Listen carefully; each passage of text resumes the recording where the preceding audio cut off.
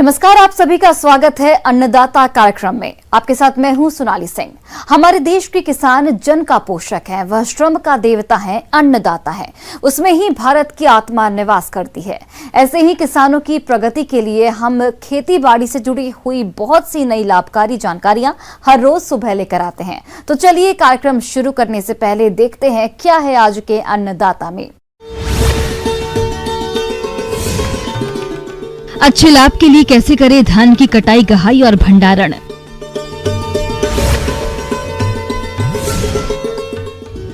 सुकर की झारसूक नस्ल के पालन से बढ़ेगी किसानों की आय।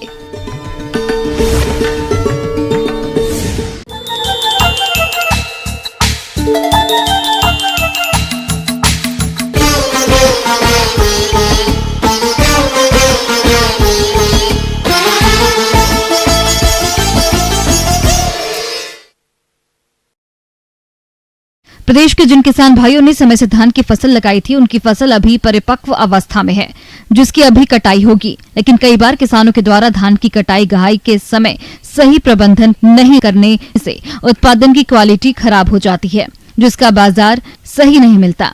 इसलिए किसान धान की कटाई, गहाई और भंडारण किस प्रकार से करें, आइए जानते हैं बिहार कृषि विश्वविद्यालय सबौर जिला भागलपुर के कृषि वैज्ञानिक डॉक्टर महेश कुमार से।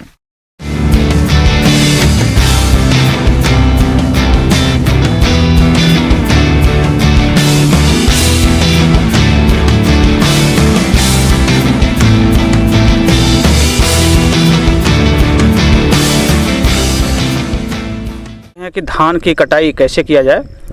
क्योंकि धान की फसल जब बालियां सुनहली कलर के हो जाती हैं और बालियों में जो दाने जो है, हमें अगर नमी देखा जाए तो 18 से 20% मॉइस्चर होता है। उस समय हम धान की कटाई का उपयुक्त समय मानते हैं। किसान भाइयों, धान की कटाई उचित नमी और सही समय पर ही करनी चाहिए। जब धान की 85% बालियां सुनहरी हो जाएं और दानों में नमी का प्रतिशत 20 से 25% हो जाए। इसके अलावा दाने को मुंह में दबाने पर कट की आवाज आए तो समझ लेना चाहिए कि फसल कटाई योग्य तैयार है। किसान भाइयों, फसल की कटाई के 10 से 15 दिन पहले खेत से पानी निकाल दें और इसके बाद कटाई करें। तो कटाई की कौन कौन सी विधियां हम प्रयोग में ला सकते हैं, इस पे थोड़ा सा चर्चा कर सकते हैं। जैसा कि जहां हमारे पास पर्याप्त मात्रा में मानव उपलब्ध हैं तो हम मैनुअल जो है कटाई हसिया से कर सकते हैं। और उसके बाद हमारे पास दूसरा विधि है पावर टिलर ड्रॉन या ट्रैक्टर ड्रॉन, रीपर का भी प्रयोग कर सकते हैं। रीपर से क्या होता है कि आपका धान की कटाई कर देता है और उसको बंडल भी बना देता है छोटा छोटा, जिसको बाद में हम कलेक्ट करके उसकी मैनुअल थ्रेसिंग कर लेते हैं। तीसरा है कंबाइन हार्वेस्टर। इसमें जो है थोड़ा महंगा हार्वेस्टर आता है, जिसको सामुदायिक बेसिस पर ख़रीदा जा सकता है। और हार्वेस्टर से सुगमतापूर्वक बहुत ज़्यादा एरिया में एक दिन में 8 घंटे अगर हार्वेस्टर चलाते हैं तो हम 8 से 10 हेक्टेयर तक का आराम से कटाई एवं थ्रेसिंग दोनों एक साथ कर सकते हैं। इसमें वो कटाई तो करता ही है, साथ ही साथ दानों को भी एक जगह एकत्र कर लेता है, जिसको बोरे में हम पैक कर सकते हैं और उसके बाद सुखाने के लिए उसको छोड़ देते हैं। फिर फाइनल सुखाने के बाद हम धान के बीज को सफाई करके रख लेते हैं। मजदूरों द्वारा हंसिया से कटाई भी की जाती है। कटाई के बाद फसल को खलिहान में सूखने के लिए रखें, क्योंकि अगर कटाई के समय दानों में नमी ज्यादा होगी तो फफूंद लगने, कीड़े लगने और दाने के अंकुरण होने की समस्या ज्यादा हो जाती है। हंसिया द्वारा कटाई करने पर फसल को नुकसान काफी कम होता है और धान का पुआल भी अधिक मात्रा में मिलता है। परंतु हंसिया से कटाई काफी धीमी गति से होती है, जिससे कटाई पर आने वाला खर्च अधिक हो जाता है। किसान भाइयों, मड़ाई का काम मजदूरों द्वारा, पशु द्वारा और शक्ति चलित यंत्रों द्वारा कर सकते हैं। अब बात आती है धान की गहाई कैसे करें। जनरली धान जब हम कटाई करते हैं तो हम देखते हैं कि इसमें धान के बालियों में और जो दाने हैं इसमें नमी 18 से 20% तक रहती है तथा धान का पौधा भी कुछ हरा पर रहता है। तो कटाई करने के बाद हम इसको खेत में कोशिश करना चाहिए कि जब हम मैनुअल कटाई करते हैं, लेबर द्वारा कटाई करते हैं तो या रीपर द्वारा कटाई करते हैं तो भी हम खेत में इसको 1 से 2 दिन अगर छोड़ देते हैं तो थोड़ा सा फसल जो है अच्छे से सूख जाता है धूप में। उसके बाद हम इसकी बंडल बनाकर एक जगह कलेक्ट करके और इसका चाहे पैडी थ्रेशर के माध्यम से या उसको किसी पत्थर वाले ज़मीन पर या चौकी पर पीट करके भी दानों को अलग कर सकते हैं। इस तरह से हम दानों को अलग कर लेते हैं। उसके बाद भी दानों में पर्याप्त मात्रा में नमी रहता है तो उसको 2 से 3 दिन धूप में अगर सुखा दिया जाए तो नमी जो है 12 से 13% तक आ जाता है। मड़ाई के बाद धान के बीजों के साथ भूसा, धूल के कण और पुआल के टुकड़े रह जाते हैं, जिसकी ओसाई पंखे की सहायता से या तेज हवा चल रही हो तो उससे भी कर सकते हैं। किसान भाइयों, धान के भंडारण से पहले दानों में नमी की मात्रा 10 से 12% से अधिक नहीं होनी चाहिए, अन्यथा भंडारण के दौरान भी फफूंद लगने, कीड़े लगने या दाने के अंकुरण होने की समस्या हो सकती है। तो भंडारण करते समय हमें पहला ये मुख्य रूप से ध्यान देने की जरूरत है कि धान के दानों में जो नमी का परसेंटेज है वो एक प्रॉपर मात्रा में होना चाहिए। दूसरा सावधानी बरतना है कि भंडारण करते समय हम जो बोरे को हम बोरे में रखें, बोरे को सील कर दें। सील करने के बाद हम जब भी भंडारण करें दीवार से सट करके न रखें, कम से कम दीवार से 1 फीट ज़मीन एरिया को छोड़ करके ही हम उसका लाट को, बोरे की लाट को लगाएं। भंडारण के लिए सूखा और हवा रहित स्थान को चुनें और अच्छी तरह से सफाई करके गोदाम को कीट रहित रखें। अनाज को जिन बोरों में भरकर रखना है उन्हें भी अच्छी तरह से उपचारित कर लें या नए जूट या प्लास्टिक के बोरों का प्रयोग करें। भंडारण गृह में बोरों की छलियां दीवार से 3 फीट की दूरी पर लगाएं और बोरों को जमीन पर प्लास्टिक बिछाकर या लकड़ी के गत्तों पर रखें, जिससे आपका अनाज कई दिनों तक सुरक्षित बना रहेगा। तो इन सभी बातों का ध्यान रखते हुए हमें भंडारित करना चाहिए, जिससे कि हमारा अनाज सुरक्षित रहे। किसान भाइयों, अब लेते हैं एक छोटा सा ब्रेक।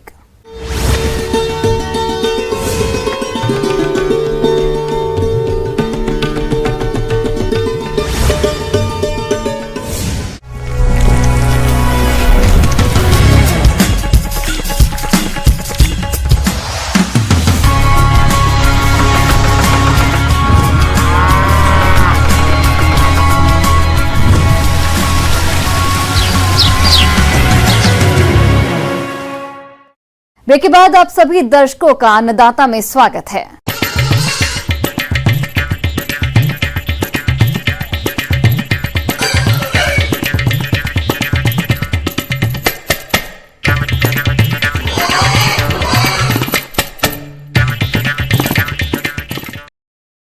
राज्य के आदिवासी और कमजोर तबके के बीच सूकर पालन वर्षों से परंपरागत व्यवसाय और नियमित आय का साधन रहा है, लेकिन अब दौर बदल रहा है। आज प्रदेश के कई युवा इस व्यवसाय से लाखों की आमदनी कमा रहे हैं। इसी क्षेत्र में काम करते हुए रांची में स्थित बिरसा कृषि विश्वविद्यालय ने सूकर की एक नई नस्ल झारसूक तैयार की है, जो कि किसानों के बीच काफी लोकप्रिय हो रही है। इस बारे में और अधिक जानकारी दे रहे हैं बिरसा कृषि विश्वविद्यालय रांची के पशु वैज्ञानिक डॉक्टर रविंद्र कुमार।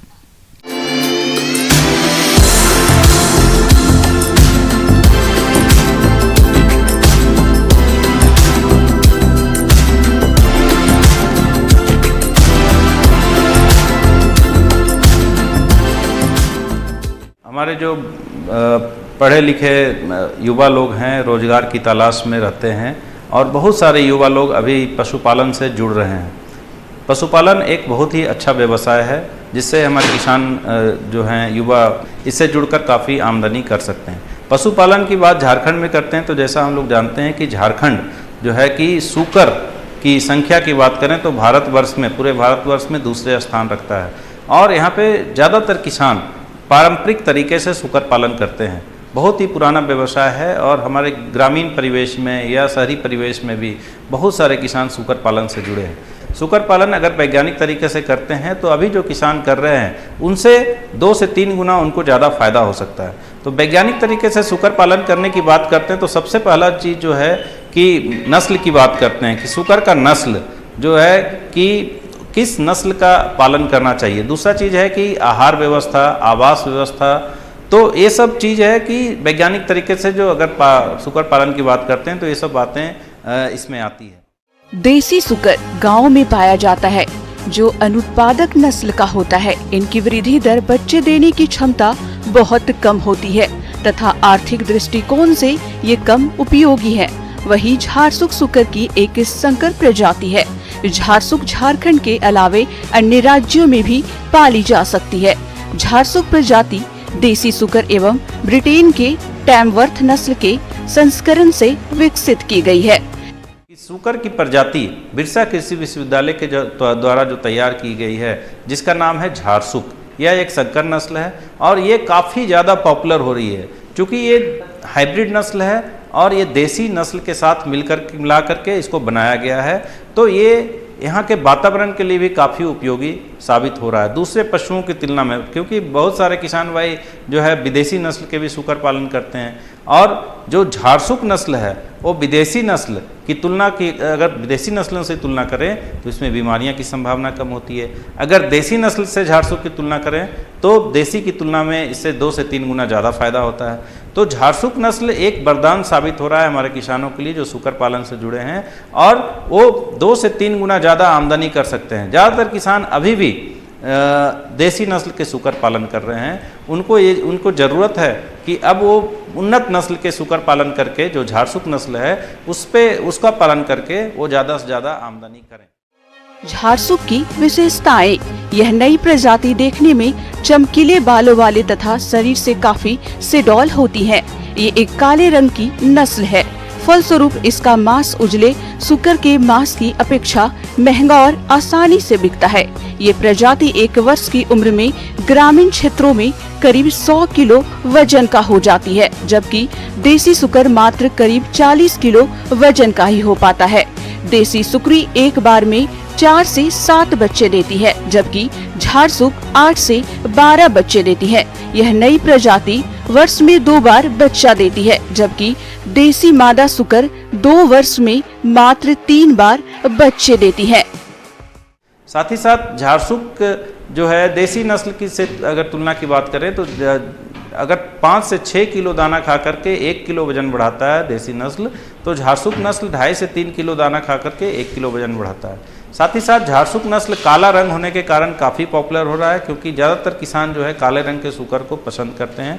झारसुक नस्ल चूँकि देसी नस्ल से मिलकर बना है तो यहाँ के वातावरण के लिए काफ़ी उपयोगी है, काफ़ी अच्छा साबित हो रहा है। वातावरण में काफ़ी अच्छी तरह से एडजस्ट करता है और बीमारियाँ होने की संभावना इसमें कम होती है दूसरे पशुओं की तुलना में।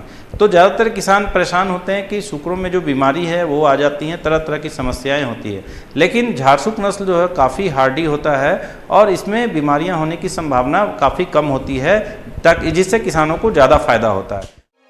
आहार व्यवस्था, ऊर्जा स्रोत के लिए सुकरों को मकई के बदले सस्ते दर में मड़ुआ या चावल का चोकर भी खिलाया जा सकता है। दाना मिश्रण में 50% मकई को इमली के बीज से बदला जा सकता है। दाना मिश्रण में 30% तक महरा, चावल, मड़ुआ या फॉर्मेटेड वेस्ट को मिलाया जा सकता है। होटलों की जूठन सामग्री के साथ सुकरों को हरी घास तथा चारा खिलाकर भी खिला सकते हैं। इससे लगभग 30% दाना मिश्रण की बचत की जा सकती है। तो इन सब बातों को लेकर देखा जाता है कि झारसुक नस्ल जो है ये काफ़ी एक अच्छा नस्ल साबित हो रहा है किसानों के लिए। तो झारसुक नस्ल का पालन कर सकते हैं। झारसुक नस्ल की उपलब्धता हमारे बिरसा कृषि विश्वविद्यालय में भी है, यहाँ से भी किसान प्राप्त कर सकते हैं। साथ ही साथ जो है गवर्नमेंट पिग फार्म है कांके में, वहाँ से भी हमारे किसान झारसुक नस्ल के जो सुकर हैं वो खरीद सकते हैं। झारसुक नस्ल की जो नस्ल है वो सिर्फ बिहार और झारखंड ही नहीं बल्कि दूसरे प्रदेशों में भी बहुत अच्छा प्रदर्शन कर रही हैं, जिससे कि आसाम, उसके बाद नागालैंड, छत्तीसगढ़, उड़ीसा, ये सब के किसान भी, बंगाल, ये सब के किसान भी झारसुक नस्ल यहाँ से ले जा करके उसका पालन कर रहे हैं और काफ़ी अच्छा मुनाफा कर रहे हैं। तो झारखंड में इसकी काफ़ी संभावना है।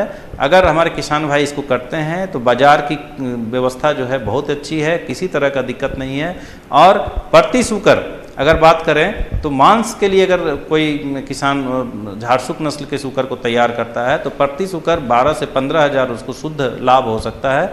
और दूसरी तरह अगर बच्चे के लिए तैयार करते हैं तो 15 से 20 हज़ार प्रति मादा सुकरी प्रति वर्ष वो उनकी आमदनी हो सकती है। आगे और भी है खेती बाड़ी से जुड़ी हुई बहुत सी रोचक जानकारियां। यहाँ रुकेंगे एक और छोटे से ब्रेक के लिए।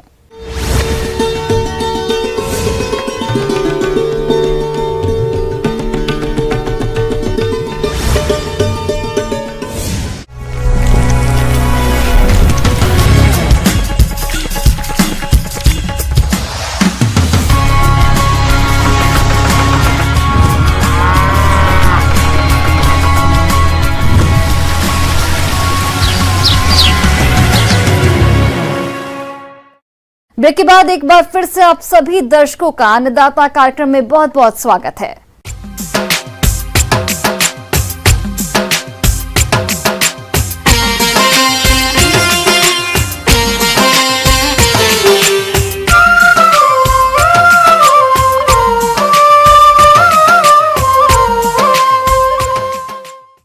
अपने राज्य में गन्ने की खेती बड़े पैमाने पर की जाती है और किसान इसकी खेती करके अच्छा लाभ भी कमाते हैं, लेकिन इस लाभ को मिलने में काफी समय लग जाता है क्योंकि गन्ना एक लंबी अवधि से तैयार होने वाली फसल है।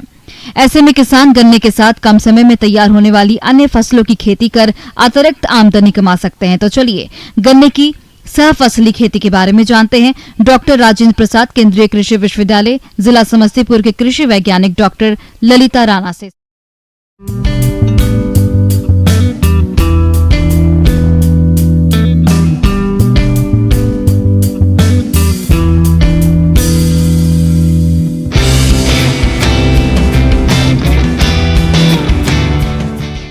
राम राम किसान भाइयों, आज हम गन्ना में सहफसली खेती के बारे में बात करने वाले हैं। गन्ना एक लंबी अवधि वाली फसल है। गन्ना सामान्यतः वसंत काल एवं शरद काल में उगाई जाती है। शरदकालीन गन्ना में धीमी वृद्धि होने के कारण एवं रिक्त स्थान होने के कारण खरपतवारों का आक्रमण बहुत ज्यादा हो जाता है, जिसके कारण गन्ना की उपज में काफी क्षति होती है। इस क्षति को कम करने के लिए गन्ना किसान सहफसली खेती को अपना सकते हैं। गन्ने के साथ सहफसली खेती करने से होने वाले लाभ की बात करें तो सहफसली खेती से प्रति इकाई क्षेत्रफल से अधिक उत्पादन प्राप्त कर आमदनी को बढ़ाया जा सकता है। इस फसल प्रणाली में गन्ने के साथ दलहनी फसलों को उगाकर मृदा स्वास्थ्य को सुधारा जा सकता है। सहफसली खेती में मृदा से नमी, पोषक तत्व, प्रकाश एवं खाली स्थान का समुचित उपयोग होता है। साथ ही फसल में श्रम, पूंजी, पानी, उर्वरक इत्यादि को बचाकर लागत को कम कर सकते हैं और इससे अतिरिक्त आमदनी को प्राप्त कर सकते हैं। अब मैं ये बताना चाहूंगी कि सहफसली खेती क्या है। 2 या 2 से अधिक फसलों को निश्चित कतारों में एक समय पर एक ही स्थान पर लगाना ही अंतर्वर्ती या सहफसली खेती है। शरद काल में वसंत काल की अपेक्षा सहफसली खेती कर सकते हैं। सहफसली खेती में चना, मसूर, धनिया, मंगरेला, आलू एवं अन्य दलहनी एवं तिलहनी फसल को हम शरद काल में ले सकते हैं। बसंत काल में सब्जी एवं कद्दू वर्गीय फसल ले सकते हैं। गन्ना एक लंबी अवधि की फसल है और इसकी प्रारंभिक वृद्धि धीमी गति से होती है। ऐसे में विभिन्न सब्जी वाली फसलें जैसे गोभी, भिंडी, लहसुन, प्याज, पत्ता गोभी, आलू आदि को लगाया जा सकता है। वहीं दलहनी फसलों में राजमा, मटर, चना, मसूर और तिलहनी फसलों में सरसों, तुरैया, राई, अलसी आदि फसलों को भी लगाया जा सकता है। ये फसलें कम अवधि में तैयार हो जाती हैं। गन्ने की सहफसली खेती के लिए आमतौर पर खेत की तैयारी सामान्य खेती के ही भांति की जाती है। एक बार खेत की गहराई जुताई करके 2 से 3 बार कल्टीवेटर चलाकर खेत को समतल कर क्यारी बना लेना चाहिए और अंतिम जुताई के पूर्व 12 टन गोबर की खाद खेत में अच्छी तरह से मिला देना चाहिए। गन्ना की बुआई करते समय गहरी जुताई जरूर करें, जिससे कि मिट्टी काफी भुरभरी होगी और गन्ना की जमाव के लिए काफी अच्छी होगी। साथ ही साथ यह सहफसली खेती को भी काफी लाभ प्रदान करेगी। गन्ना की अनुशंसित किस्में जैसे कि COP 112, BO 91, लहसुन की अनुशंसित किस्म लहसुन बादशाह, आलू की किस्म कुफरी सिंदूरी, कुफरी ज्योति, कुफरी चिप सोना 1 ये सब ले सकते हैं। राजमा की अनुशंसित किस्म PDR 58 ले सकते हैं। ईख के साथ आलू की फसल लगाने के समय या तो हम जोड़ी पंक्ति में लगाएंगे या फिर एकल पंक्ति भी लगा सकते हैं। गन्ने के साथ सहायक फसल के रूप में सरसों के लिए बीज दर 2 से 3 किलोग्राम, राई के लिए 3 से 4 किलोग्राम, मसूर और चने के लिए 20 से 25 किलोग्राम, मटर के लिए 60 से 70 किलोग्राम, राजमा के लिए 10 किलोग्राम और आलू के लिए 20 से 25 प्रति हेक्टेयर की दर से प्रयोग करना चाहिए और इनकी बुआई 2 कतारों के मध्य खाली पड़े स्थान पर या गन्ने के पौधे के बीच खाली पड़े स्थान पर करना चाहिए। इस प्रकार नर्सरी में तैयार सब्जी वाली फसलों को रोपना चाहिए। गन्ने के मध्य इन फसलों की रोपाई और बुआई फसल के प्रकार पर निर्भर करती है। दलहनी एवं तिलहनी फसल को 30 सेंटीमीटर की दूरी पर एक या दो पंक्ति में 2 कतारों के बीच में ले सकते हैं। क्योंकि हम जानते हैं कि दलहनी फसल नाइट्रोजन एवं फास्फोरस को प्रदान करती है, इसलिए अतिरिक्त नाइट्रोजन एवं फास्फोरस का व्यवहार करना जरूरी नहीं है। उर्वरक एवं खाद का व्यवहार शुद्ध फसल के बराबर ही होता है। गन्ने की सहफसली खेती में खाद और उर्वरक की मात्रा सामान्य खेती के समान दी जाती है, जैसे urea 280 kilogram, DAP 190 kilogram, potash 120 और जिंक सल्फेट 25 किलोग्राम प्रति हेक्टेयर की दर से प्रयोग करना चाहिए। सहफसली खेती में गन्ने की कतार में गन्ने का उर्वरक और साथ में ली जाने वाली फसल में उसका उर्वरक अलग अलग देना चाहिए। और दूसरी बात, गन्ना किसान सहफसली खेती लेते समय या फिर केवल गन्ना लेते समय गन्ना का उपचार या और सहफसली फसल का भी उपचार जरूर करें। फसल चाहे कोई भी हो, उनको प्रारंभिक अवस्था में कीट और रोगों के प्रकोप से बचाने के लिए बुआई से पहले बीजों को फफूंदनाशक कीटनाशक से अवश्य ही उपचारित करना चाहिए। साथ ही दलहनी फसलों के बीजों के उपयुक्त जैव उर्वरकों से उपचारित करना चाहिए। इसके साथ ही गन्ना किसान खरपतवार प्रबंधन का भी अवश्य ध्यान रखें। यदि वे सहफसली खेती लेते हैं तो उस समय गन्ना किसान खरपतवार नाशी 2,4-D एट्राजिन का उपयोग ना करें।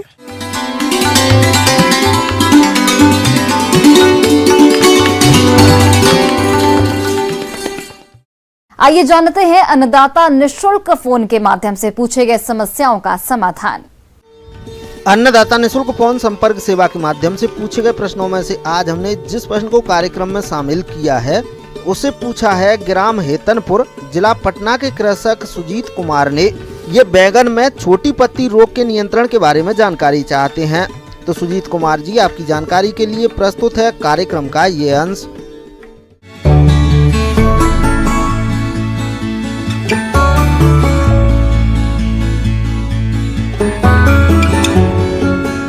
बैगन की जो फसल है उसमें हम देखते हैं कि एक छोटी पत्ती का रोग आता है, और ये जो रोग है बैगन की फसल में माइकोप्लाज्मा के कारण होता है।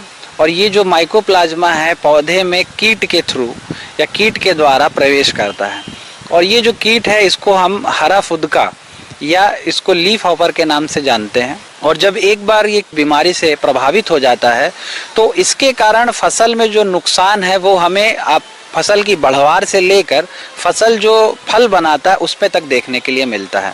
हम देखते हैं कि जब इसके लक्षण की हम बात करें तो जो पौधा है उसकी पत्तियां आप जब देखेंगे कि पत्तियां छोटी छोटी हो जाती हैं, साथ ही साथ इसकी जो पौधे की लंबाई है वो भी सामान्य पौधों की लंबाई से बहुत कम देखने को मिलती है। अब बात आती है कि इससे सुरक्षा किसान भाई कैसे करें, इस रोग को आपके क्षेत्र में या आपके खेत में आने से कैसे रोकें। तो जो सबसे पहली आवश्यक जानकारी है जो किसान भाई जिसको आपको हमेशा करना चाहिए वो ये है कि आपके प्रक्षेत्र के आसपास जितने भी खरपतवार जिसको हम खर बोलते हैं वो आप पहले उसको हटा दें। हटाने के साथ साथ अगर आपके आसपास किसी भी तरीके से धतूरा या इस तरीके के जंगली बैगन की कोई प्रजाति लगी हुई है उनको भी आप हटा दें। दूसरा, जब भी आप पौधे की रोपाई करते हैं तो नर्सरी में हमको प्रबंधन करना बहुत आवश्यक है। आप जब भी बीज को लगा रहे हैं उसको बीज उपचार करके लगाएं। रोपाई कर देते हैं उसके 15 दिन के बाद या 15 दिन के बाद या 1 महीना हम देख लें तब पौधा जो है वो कोमल अवस्था में होता है, और इसी समय जो कीड़े हैं वो आके इसमें रस चूसने का काम करते हैं। और जब वो रस चूसते हैं उसी समय जो हमारा जो माइकोप्लाज्मा डिसीज जो इसका वेक्टर है या इसका वाहक है इसको अंदर पौधे के अंदर प्रवेश करवा देता है। तो हमको क्या करना है, वाहक का नियंत्रण करना है। वाहक नियंत्रण के लिए बहुत सारी रासायनिक दवाएं उपलब्ध हैं। उसमें जो हम देखते हैं जो सबसे प्रभावी दवा है वो आती है थियोमेथॉक्सिम। इसको आपको 100 ग्राम प्रति एकड़ की दर से देना है। इसके अलावा एक और इसका कॉम्बिनेशन है थियोमेथॉक्सिम प्लस लेमडासाइलोहेथ्रिन। इस दवा की 80 ग्राम मात्रा आपकी प्रति एकड़ में लगती है। जिस प्रकार हम देखते हैं कि यदि हम सुरक्षा को प्रारंभ से करके रखें तो लास्ट तक हमको जब फसल की बढ़वार होती है या फल आता है तब हमको ज़्यादा सुरक्षा के उपाय कम करने पड़ते हैं।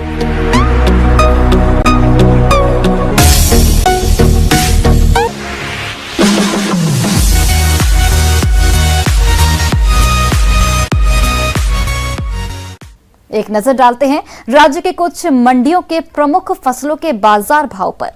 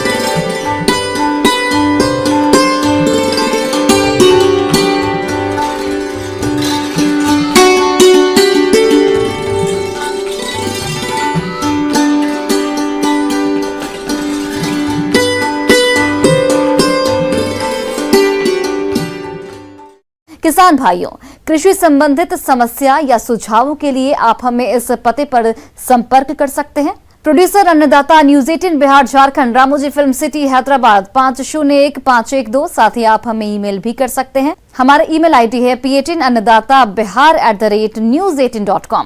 इसके अतिरिक्त आप हमें निःशुल्क हेल्पलाइन नंबर 18008892 पर सोमवार से शनिवार सुबह 10 से शाम 4 बजे के बीच संपर्क कर सकते हैं। अब समय हो रहा है आपसे विदा लेने का। कल फिर से आपसे मुलाकात होगी कृषि से जुड़ी महत्वपूर्ण जानकारियों के साथ। नमस्कार।